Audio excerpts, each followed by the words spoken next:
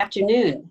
Today we have Nathan Maxwell, the president of CCI, joining us to talk about some of the things that are lurking out there on our internets and working from home. Nathan, it's a pleasure to have you with us today. Super. Thank you, Deb. Thank you, chamber staff. Let's get a screen share going here. What would a talk be without a prepared deck? So there we go. Nicole, if you give me a thumbs up, is that showing up correctly? Okay, super. So thank you for the intro. My name is Nathan Maxwell, and I do lead communication concepts. We go by CCI a lot. We are not affiliated with Consolidated Communications. That has also started going by CCI as well. Today we're going to talk about cybersecurity, and just to frame this conversation, the goal is not scare. It's not FUD. It is just to build an awareness. It is to let you know what's out there and how these various pieces are being exploited to harm those of us that are just sitting there trying to use our computers and really just trying to interact like normal people. We've had a real change from a society standpoint. You know, we're washing our hands a lot more. I'm probably not the only one that goes out and comes back and Clorox wipes the phone and the keys. And now I don't even let my kids touch me until I change clothes. Like all of this stuff that probably is a good thing for us to be doing every cold and flu season. Now we're doing that. So what we're going to talk through today is really kind of along the same lines of that. It's just common sense stuff that we need to be doing, even though some of it, I'll be honest, right? This is my industry, and yet I admit it's kind of a hassle. Like none of this is designed to make your life any easier. We don't have deadbolts on our doors because they help the door operate any better. We don't have seatbelts in our cars because they help us to enjoy the ride better. But we have all of those things because they're necessary and because we need them from a safety standpoint. So that's a lot of context here. That's kind of the framing. I actually live in Leavenworth. Most of the work CCI does is south of 70, centered in Johnson County. But I personally live in Leavenworth. It's where family roots are. And Leavenworth has a large military contingent. And I was talking to a neighbor a number of years ago, and he said, you know, Nathan, we were the paint on the NATO shield. He goes, we were the edge of the edge of the edge where I was stationed in South Korea. And he was a tank commander. He commanded, I don't know, 3 tanks or something like that. And had horrible ears and horrible knees, which the ears made sense. Tanks were really loud. And I'm like, you just drive around. Like, why do you have bad knees? He goes, you can't jump off tanks for 30 years without destroying your knees. It was interesting. But he said, our life expectancy in the event of a massive attack from North Korea was measured in minutes, not even in hours. He's like, we were so far forward deployed. And one of the things that I would like you to take from today's time is that each and every one of you as the end user is that perimeter. So those of us that are in systems administration and cybersecurity, we can stack all these firewalls and antivirus and intrusion protection bells and systems and all this kind of stuff. But ultimately, we have to deploy all of these systems in concert and coordination with you. And that's big enterprise stuff. But ultimately, you are still the paint on that shield when it comes to your home computer, when it comes to how you interact and how basically you are between your computer and the internet. Now, this next slide, please don't try to read the words on it because it is a horrible slide. It's actually a poster that's freely available, because one of the things that I hear a lot from home users, from people that are working from home, that office out of their home or whatever, and they're like, I mean, it's just a computer. Like, really, what can I do with it? I don't really care. I've got nothing to hide. I put my whole life on Facebook anyways. What do I care? All I want you to really notice is the word quantity on this slide. This is what your computer, the value that your computer has, that your accounts have. And by accounts, we're not talking banking accounts because that's kind of a given, but accounts being like your email accounts and other accounts that you use on different websites. This is the value that they have in the wrong hands. Credit where credit is due. This slide originally started from Brian Krebs, and then Sands Educational and Training Institute for Cybersecurity picked it up. It's free poster. It's something that I encourage businesses in particular to have posted in their offices. It's something that I'm in it, so free, easy to download. I'm happy to help you find it. I'm sure Jose at Moss Printing would be happy to figure out a way to print it if he doesn't have that large capability. But great resource. Way more interesting than the OSHA safety posters that we have everywhere. So your computer has value. It's worth protecting, and that really is your job. All of the antivirus and systems like that sit back there, you're kind of the puppet master of those. You're the one that goes, yes, no, yes on this. And so you need to keep your guard up. And we all know, we've been told forever that attachments are dangerous. And yet, email attachments are how business happens. Last night, what did I do? I emailed Nicole, not just an attachment, but a link to download the attachment so that she had the slide deck. In the effect, something happened and I wasn't able to get this view for you today. So I sent her a link to download with an attachment. It's the way business operates. But we used to say, well, if you know the sender, it's okay. That's no longer okay. If it looks okay, that's no longer okay. Still, the largest form of compromise is email attachments. So we need to remove the thinking that says, what do we do to make this safe? And now just look at it and go, I don't know if I trust this. Like, we need to naturally be a skeptic when it comes to this, because we are directly exposing our computer to whatever this was and however this was sent. Business email compromise, where somebody has hacked an email account, is extremely common. A friend's parents wired a $130,000 house payment out into nowhere because a real estate broker's email account was hacked. And the person sat there and monitored that conversation until just the right time. And a Sunday morning, when nobody would notice, they sent an email with routing information saying, hey, paperwork's clear, this, and this is done. Here's where you can send that down payment. And $130,000 vaporized just like that. Business email compromise, BEC, is out there, so you can't trust the sender. Don't just reply to the email. Hey, this looks a little bit weird. Did you really send this? Because the attackers right now are willing to dialogue. They're willing to interact. That builds rapport. And these are so intertwined. These are so ingrained. So we have, attack via attachment. We have phishing. We'll have a couple of slides on that here in a second. But the key takeaway when it comes to attachments is don't interact. If you have an attachment that you have to download, that you have to look at, it's fine, right? That's a necessary evil at this point. We have no way around it. But whatever you do, if you do that and it starts asking for passwords, you don't want to do that. If it starts asking you to approve something in your browser, like, hey, we need this permission. No.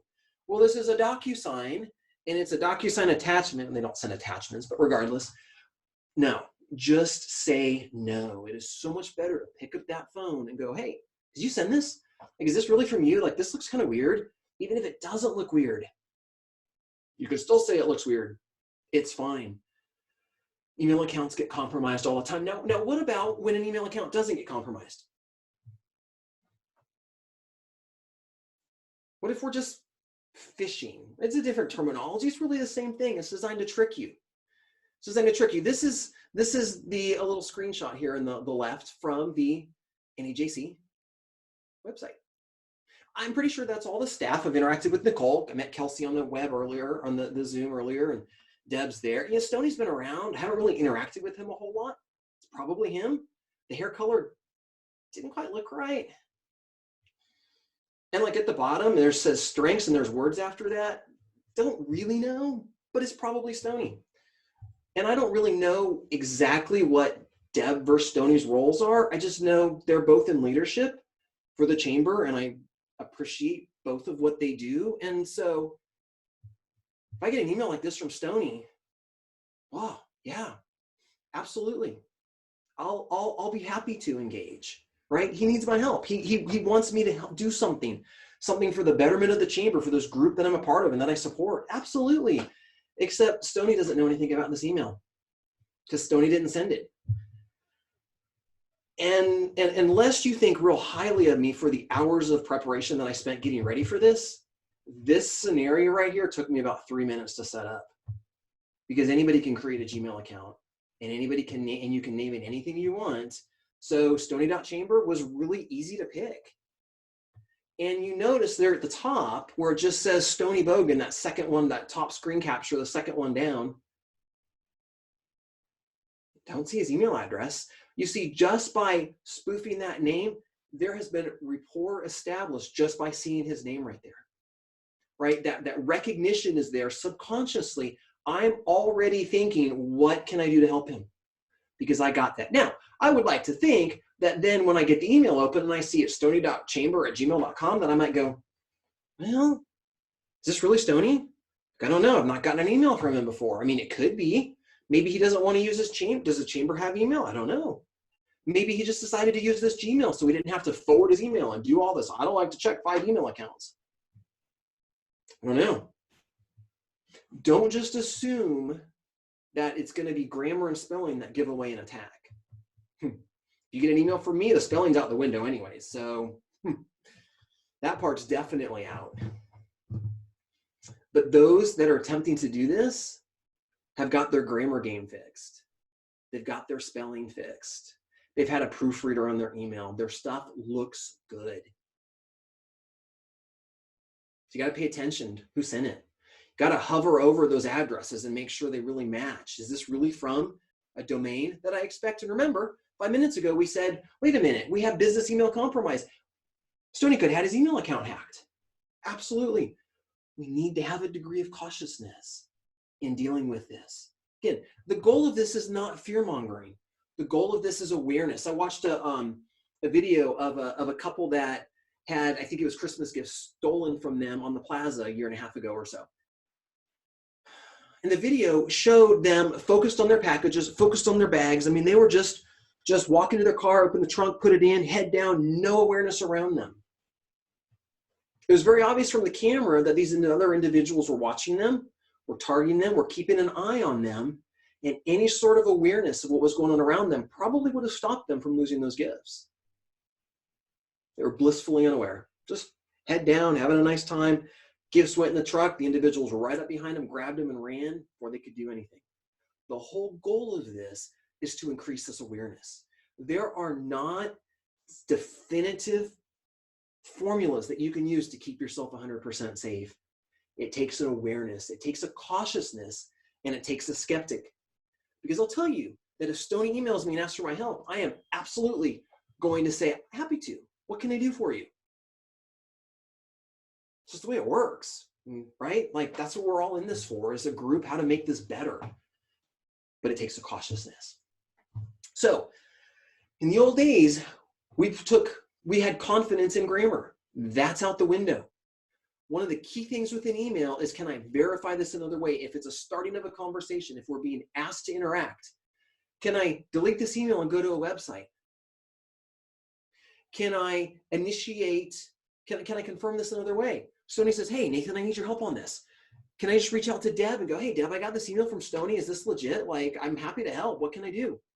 Is there another way that I can verify this? Does it take more time? Yes. Is it a hassle? Yes. Remember, we're not talking about this from a conversation of time efficiency, because like that's a losing proposition. We can't win that one. We're talking about this from an awareness and a safety standpoint. Hover over, right? A lot of us know that. Hover over with your mouse the different things that you're going to click on and interact with and go, does it make sense? Yes, hovering over is not 100%, but it's way better than just clicking. It's way better than just replying. It means that you're watching and you're being aware of stuff. Don't think that just because somebody's willing to dialogue with you, that it is perfectly safe and it is something that you can do. I had a gal that was on her way out of the office to go buy $1,000 worth of Target gift cards. When some staff members stopped her, they go, you know, the senior partner, he doesn't do that. Like, he doesn't call you and ask you to go get gift cards. Well, he said this is for such and such, some of our political clients, and they're going to use them as giveaways, and I got to do it right away. And they're like, No, hold on, no, but it doesn't work like that. So I was talking to her afterwards and confirming that, yes, this was a scam and you were being led on and on and on and on. And then she goes, but I was texting with the guy, right? We're going to stereotype the bad person as a guy for this. Okay. And I was texting with the guy and I go, how did he get your cell number? Well, we were emailing for a while and then he asked for the cell so we could switch to that. And, right. This was a 20 touch conversation. The back and forth volume meant 20 touches between this individual, the intended victim, and this guy. Willing to do all that for a handful of gift cards? Yeah, absolutely. We need to be on guard. All right. Last topic, and it's what you, and by the way, I didn't really talk about this, but notice that security gate? Yeah, it doubles as a ladder too. So just realize that awareness is super, super important. Okay. So let's talk about authentication. I love this. Those of you that have heard me present before know I have this slide in every talk when I talk about passwords, because this is what your password is. This is your password. Now, this is individuals that are going in the heat of Africa to care for individuals with Ebola. One of the things that I've been so grateful for is that as a country, nation, same thing, the world, that we are dealing with a virus like COVID instead of Ebola, right? Like not downplaying COVID, but Ebola is like awful. Packing tape and layers of rubber is what is protecting these individuals from just this horrible, nasty virus. That's what passwords do to protect you. Now, some key points on passwords. Passwords are kind of like underwear. They really shouldn't be under your keyboard or on your desk. They don't belong on your pegboard. It's really not a good idea to share them with anybody. Here's the thing. You've heard for years, the passwords need to be unique. They need to be complex. They need to be long. They need to be varied. They need to have this and this and this in them. And it's so like, you can't do it. You can't do it. You've got to use a tool. So I don't like to waste time on it. Oh, this is a good password and this isn't a good password and you should pick this and here's a formula. No, you got to use a password tool. You absolutely need to use a password tool. I don't care which one you use. If you're not using a password tool, you're in a horse and buggy. We need to move you from a horse and buggy into a car. I don't care which car you drive. Yeah, 6 to 12 months down the road, we can sit down and have a conversation about the crypto behind the various solution that you pick and the positives and the negatives. But we just need to get you away from the horse concept and into the car. And that's what a password manager is. There's a lot of good ones out there. LastPass, very, very popular. 1Password, very, very popular. And there's others, but I don't like to just say you should do something without actually using some product names. Now, a password manager means that you have one master password, upper left on my screen, to use the tool. One master password to use the tool, and then you add entries into this database. But notice that password, I don't know how large you can see it on your screen here, but this password entry has generated a password for me. And I can then copy that password and paste it into the websites that I'm trying to access or trying to use. So if I'm on gmail.com, okay, when I was setting up that Stony spoof, I just went in and I generated a fake password, or generated a good password for my fake account. And I just entered it in. Nobody's going to get into that. Nobody's going to guess that password.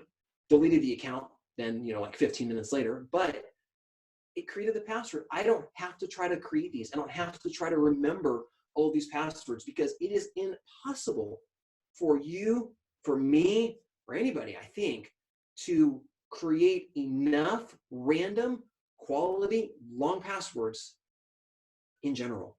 Right? I mean, how many accounts do we interact with between our airline? Remember the days when we could fly?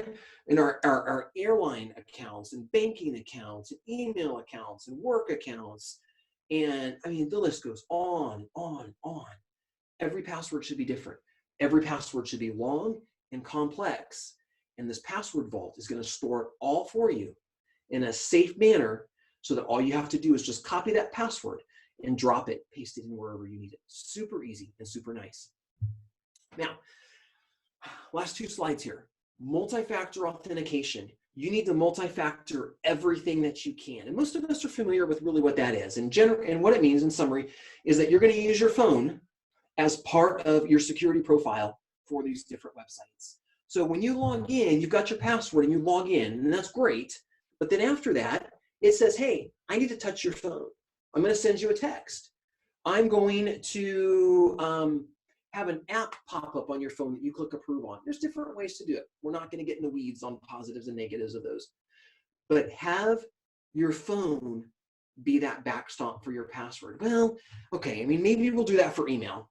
I have my email account multi-factored, but what about like your domain registration account, like your GoDaddy? If someone's really going after you, they can hack your GoDaddy and change where your email goes in a heartbeat.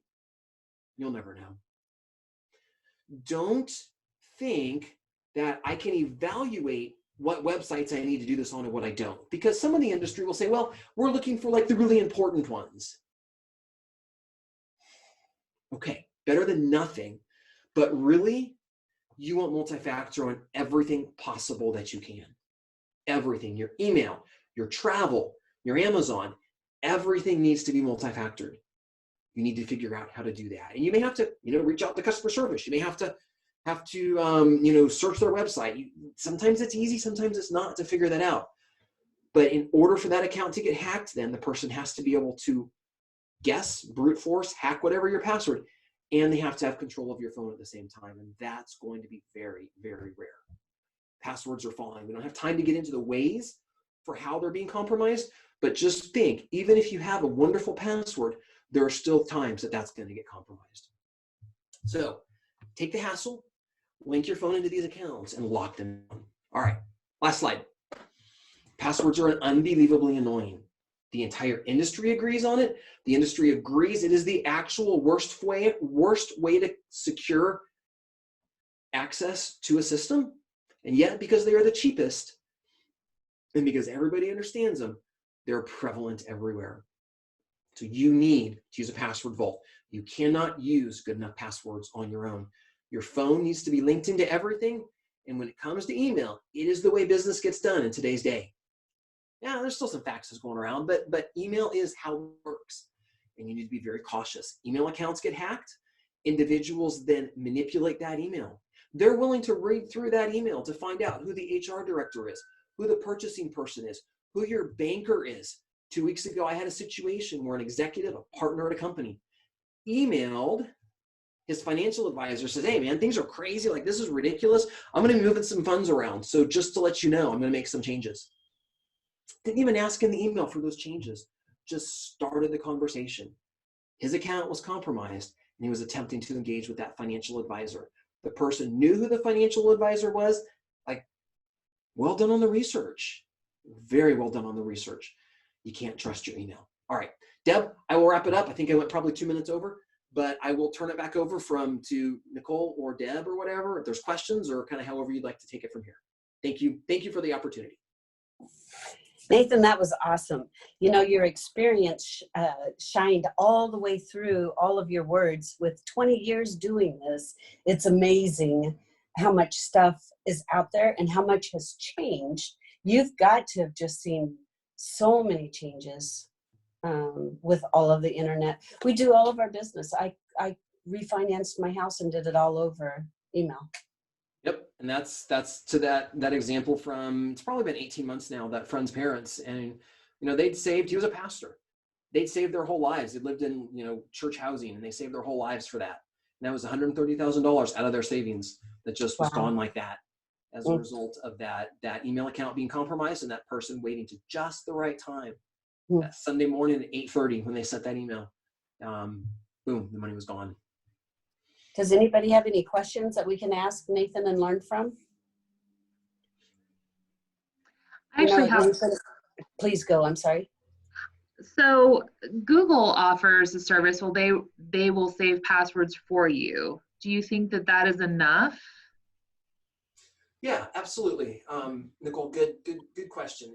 I actually wrestle with whether to address that. I thought through that, and I'm like, we don't really have time for that. I will go back to the example that any tool is better than no tool. Mm-hmm. And so yes, I would use that. I would trust a password vault more than I would trust the browser. So when Google does that, they are storing those and making them accessible in Google Chrome.